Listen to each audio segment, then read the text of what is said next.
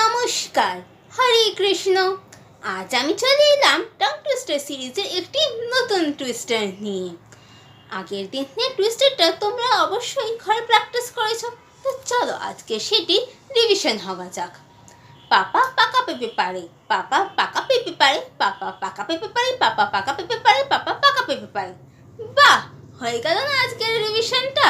তো চলো আজকে নতুন টুইস্টারটি প্র্যাকটিস করা যাক। সেটি হলো সূচি সুতো কাটে ছুতো।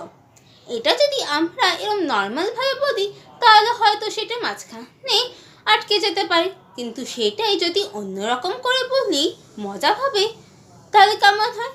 তোমরা কি কোনো মজাদার বা সুরের কোনো সাজেশন দিতে পারবে?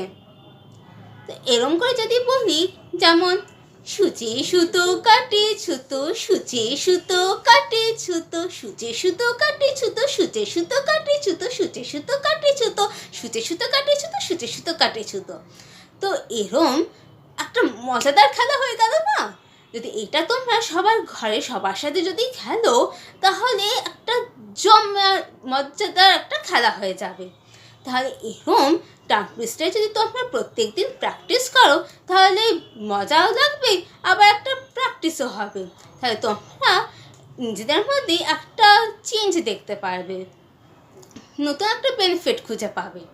এরকম নতুন নতুন টাং টুইস্টার যদি তোমরা প্র্যাকটিস করতে চাও তাহলে তোমাদেরকে কি করতে হবে? চ্যানেলটি লাইক আর সাবস্ক্রাইব করতে হবে।